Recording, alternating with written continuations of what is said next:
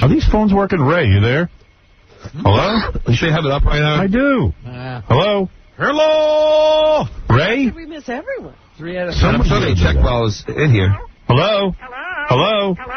Hello, Ray? Hello? Hello, Mother? Hello? Hello, anybody. So my mother's on the phone. Hello? That's the voice in my head. Yes, Ray. This is the wrong Ray. I just got to see if these phones are working.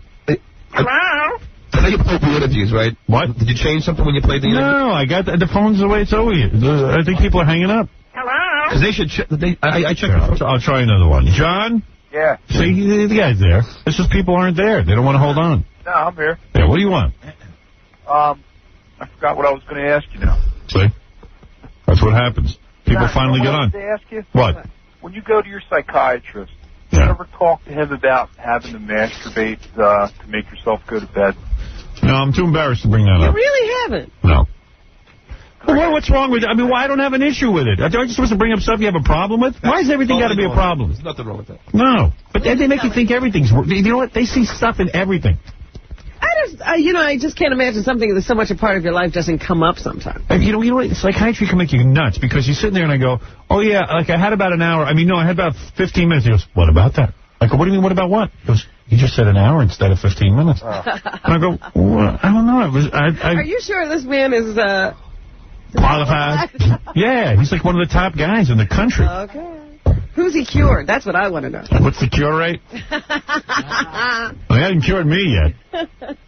You walk out of there, you think you're mental. Do you ever run out of things to say and just like... No.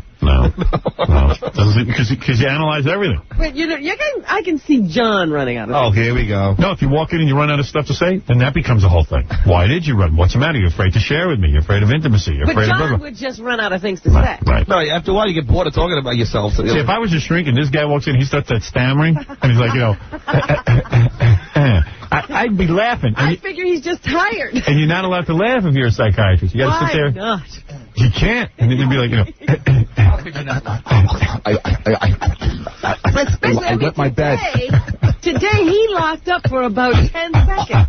His face was frozen. How could you not laugh at that? I have to hug people. I was going 4 times a week. hug people. You went 4 times a week? 4 sessions a week. How'd you get out of it? I'm almost up to 4. He just stopped. I just said that, I feel like I learned, what I had to learn. You didn't get any better, though, right? The OCD, no. No. But as far as everything else, I think I did. What everything else? What was your problem? Well, just the whole... What is your problem? Being married or something? No. What's your problem? Having kids? No, it was your problem. The way you wrote your abrasiveness? It was just a pass. Oh, your mommy and daddy? So all that kind of stuff. Yeah.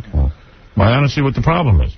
If he had resolved anything, don't you think he'd stop stuttering and his OCD would go away? Yeah. Please. Stop stuttering. These are just symptoms, my dear. Right. You got real problems. Your life is a symptom. What? I think the shrink would hold it until he leaves them. I know, the shrink must have been saying, I don't know what I'm going to do. This guy makes me laugh. Right, he probably didn't hear a thing he said. Right. Pulling hairs out of his nose. You still have the OCD, right? Yeah. Because, one of the big arguments between John and I is he's got to be here 5:45 every morning. And even if he's like a minute or two late, which he is, sometimes he's 5 minutes late, sometimes he's 10 minutes late, and I get mad at him. I'm like, 5:45 means 5:45. Please be here. But John is telling me now that he's got so many rituals to get to the car. It's so hard to get out of the house. You know what I'm talking about, right? What do you have to do in the morning? Well, like in the shower. Right. I got to watch each armpit 10 times. Right. Then I go down.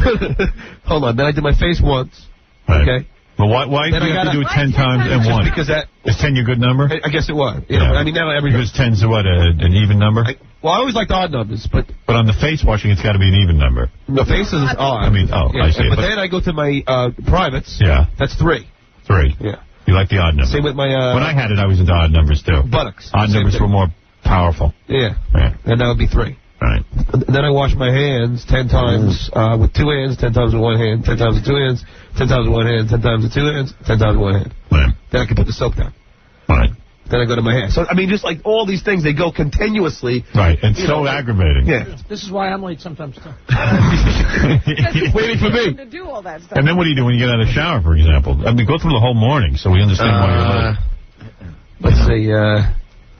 Even getting in the car must be a hassle. I have good thoughts in my head when I put my socks on. Right. You know, that can take a while. Right. Where's your wife while all this is going on? Is she have? She's sleeping. Yeah. Good, thank goodness. That's why I'm resentful. That's why I feel alone in the world. When I went through all this, I went through it for 20 years. Is to say, look at the pressure I'm under. No, there's nobody to help me. I mean, look at what I'm going through just to go to work. Because I want things to be right. Yeah. Well, I'll tell you. I got a concept for you. Get up earlier.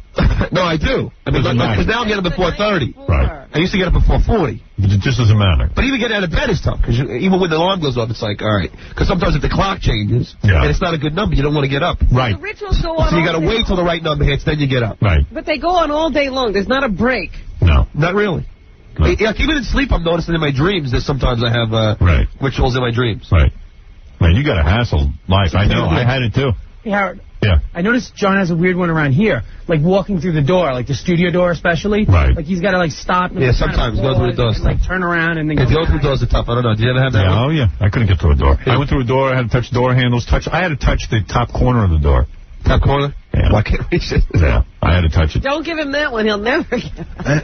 But I don't expect anybody to. And it's weird, too, because they don't understand. You got to touch the top corner of the door, because that makes you better than the door, makes you better than everything else, and therefore everything will be okay. Yeah, see, I look at it, John's right. I don't understand it at all, and I'm like, just wash yourself and get here. You know why you don't well, I've been much better. Ridiculous. It is. It's the most frustrating thing in the world. To deal with this. I know. See, even when he tells me he has to wash his hands 10 times, I think that's crazy. Then when he tells me both hands 10 times, and then he has to wash each hand individually. Yeah. And then look at him. He doesn't even look clean. Yeah, right. Man, that's the funny thing. Well, I didn't shower this morning.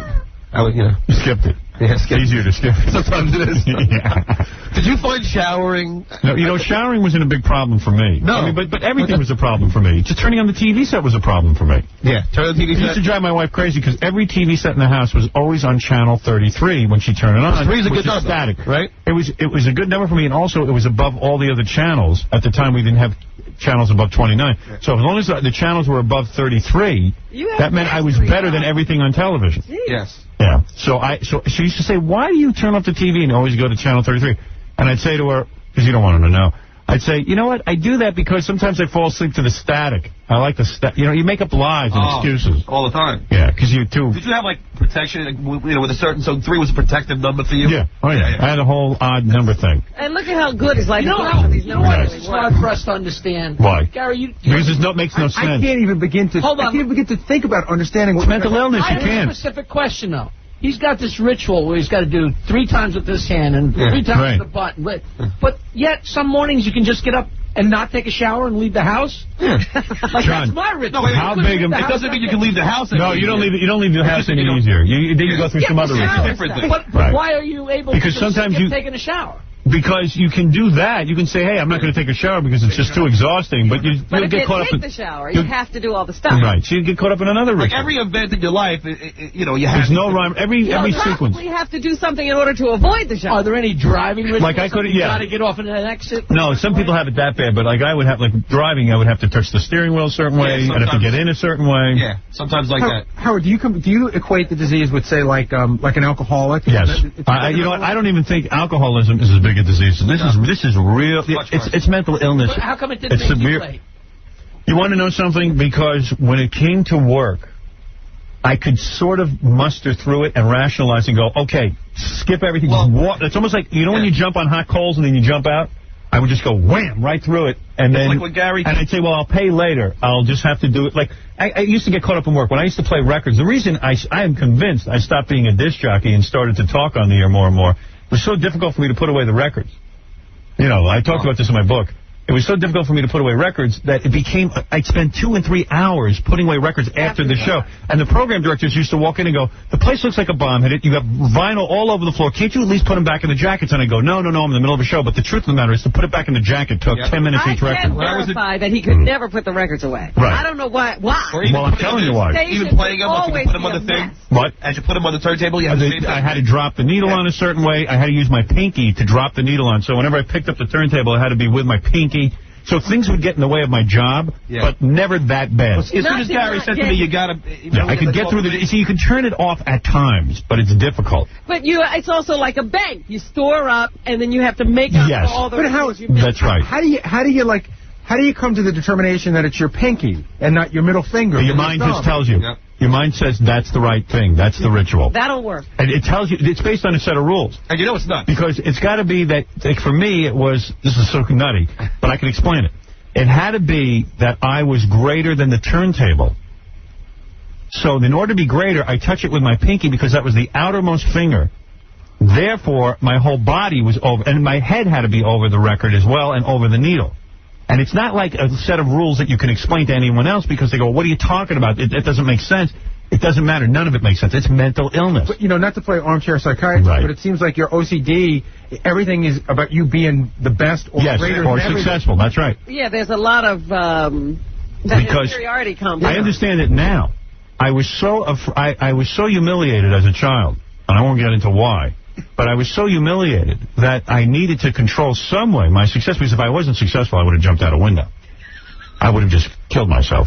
You think if you weren't successful, you would have been so insecure, you would have been a mess? The thing is that you have to constantly keep telling yourself that you're nothing and then trying to prove the opposite. Right. So you get into that whole syndrome. Yes. That's what you're doing. So in order to get some control over your life, you think that these rich, and you even know, that's the frustrating thing about it. You know that this is silly behavior. You do. You understand. You understand it. You totally know it's nuts. You know it's nuts, finally, but you can't stop. Because you have to do that, you're still not making it. You're still not worth it. So, Robin, imagine and John, you can imagine the miracle when now it's going on. How many years ago did I get cured of this? Several now. Several years back now. in the old studio. Yeah. So, imagine the miracle that I'm completely free. It is a total miracle. I can read books. I never think about it anymore. I got to tell you, lately, I could go without doing some of these things and just say that. I'm talking about... had those periods before, John. Yeah. They've lessened for you. I had that too, but this is different. It's a complete lifting. I don't have to do any rituals anymore. Zero. I'm still compulsive in a lot of the ways I work. Fixated on something. I'm fixated on things, but I don't have the ritual behavior. Be fixated and compulsive. Yeah. So I literally got on my knees and kissed the ground and didn't know what to do when this lifted. And I thank Dr. John Sarno, who didn't even know he was curing me. He's the one who got my psychologist. He did. Yeah. Hey, Howard. Yeah. Did you answer my question about that? What was your question? Did you ask your shrink what that means that you have to masturbate to put yourself to sleep? Well, I'll tell you why I don't have a problem with it, why I don't bring it up to my shrink. And maybe I should, I don't know. Well, maybe you're blocking and not saying it because there's a reason. Well, yeah, because I'm ashamed about it. Right. And in front of him, I'm ashamed. Like, I'm not ashamed in front of the whole world admitting that I masturbate. But to him, I am ashamed, and that shows you. Why would that be? Because I use him like my father. That's right. Yeah, I got the whole thing down. But don't you think he does it, Howard? He's a man. Of course, but I want to win him over.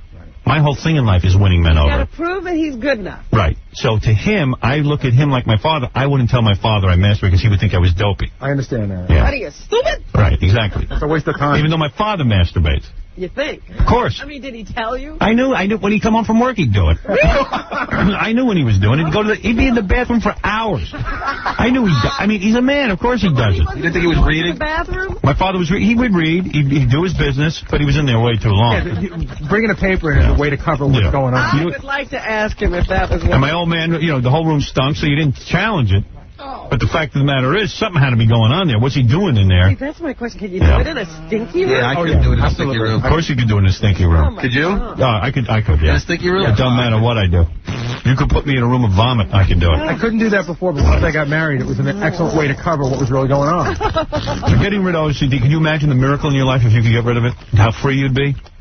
That's how free I am. Then he'd have nothing to do. Right. Well, you find other things to screw you up. Don't worry about it. It only gets, you know what it is? Once you're cursed, you're always cursed. No, I mean for John, Yeah. he'd have nothing but spare time. Yeah, you just smoke pot. True. I mean, all right, listen, I got to take a break. It's been a while since we had one. And then I want to meet the hermaphrodite, and I want to meet the guy who has the crucifixion tape. Howard, can I ask you one more question? Quickly, because I must break. When you and Ralph go to those movie screenings, did Yes. he ever try the popcorn trick on you? He did try it, but I didn't fall for it. Thank you. Thanks, bud. All right, there you go. We'll be back right after these words.